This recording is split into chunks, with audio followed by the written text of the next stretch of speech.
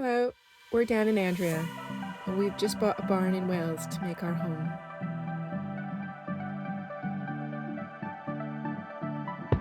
It needs quite a lot of work, but we think we're up for the challenge.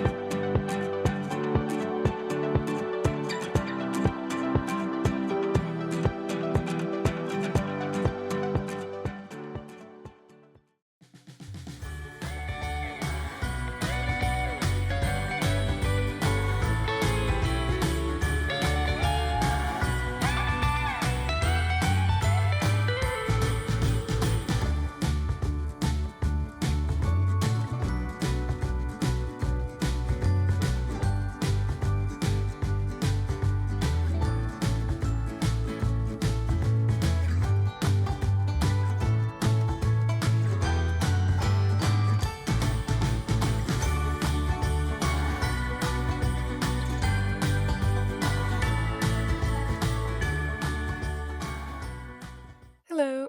We wanted to apologise in advance as we've had some technical difficulties with our video recently, and so we won't be able to share everything we worked on. All of my videos where I talk your head off are apparently fine though, so you're welcome, or second apologies for that. Good morning. I have the next couple of mornings off from work, so we're going to try to make some progress on the sheds. I do have a sore throat, losing my voice a bit, so hopefully it holds out enough to do a couple of videos to let you know what we're doing. But I'm just going to go and uncover the wood from under the tarp and pull out some pieces to make the door side of our power shed. And we'll see how we get on today. So these are the notes we've put together for the door side of our power shed. We're going to go more for that kind of a approach. So we're going to have the main frame. We're going to have one upright on the right there. That's not going to be there because there wasn't enough space.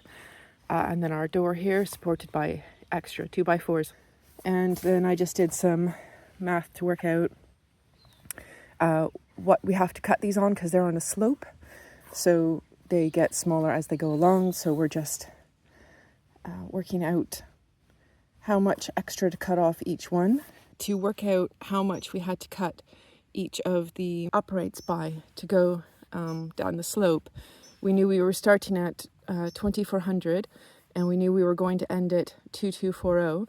So we have a drop of 160, so 2400 minus 2240. So we have a drop of 160.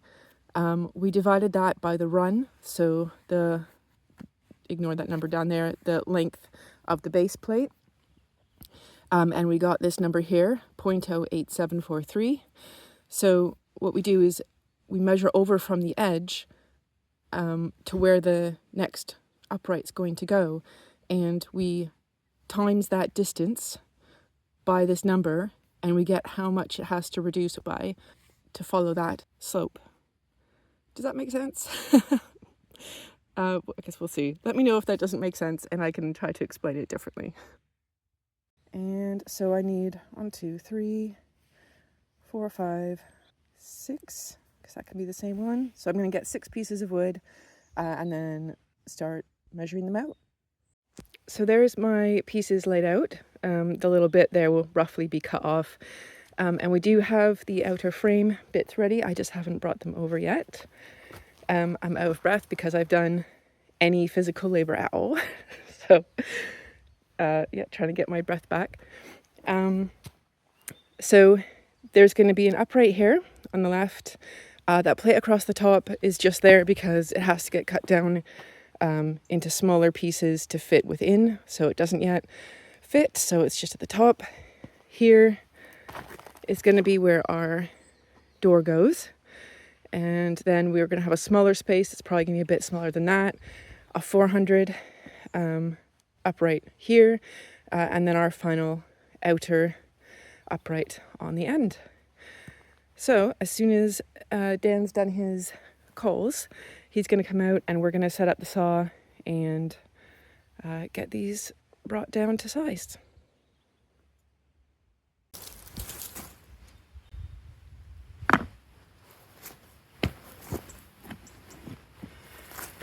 Right, I keep forgetting to give overall updates of what we're doing, apart from in the moment when we're doing it. This is not comfortable. Okay, so we've just ordered the roof panels for both sheds. It did take a while to order it because I was really worried that we were going to get the measurements wrong, because we had to take into account the OSB from the outside of the timber frame and the double battening that we're going to be doing, as well as the box metal cladding that we're doing on the outside of that. So we needed to have enough overhang to extend past that, plus enough to put the edge perimeter facing along the edge, which we're hoping, because it didn't specify, is 15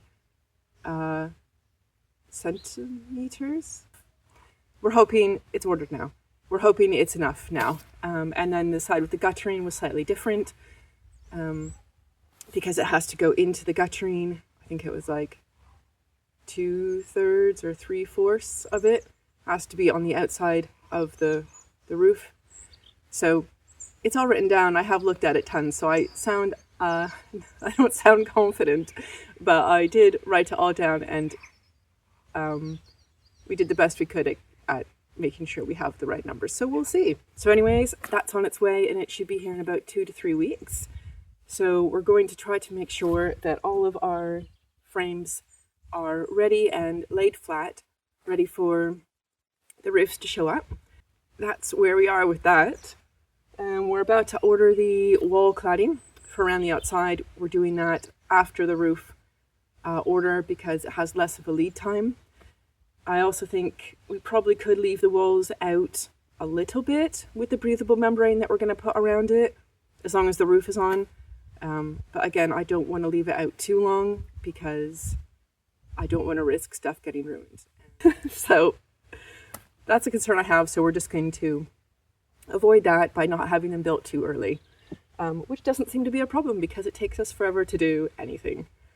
So yeah, we're going to cut these today. And then we have the rest of the week in the mornings to further cut the watershed walls. I don't think we'll move on to building the actual door for this one because we're going to have to buy more materials specific to fit the door. So we'll probably be looking at that this week. And that's, I think, our main progress. But yeah, I think I'm rambling now. So that's usually when I realize I should wrap videos up. I will stop this and probably pick it up again when Dan's out to do the cutting with me.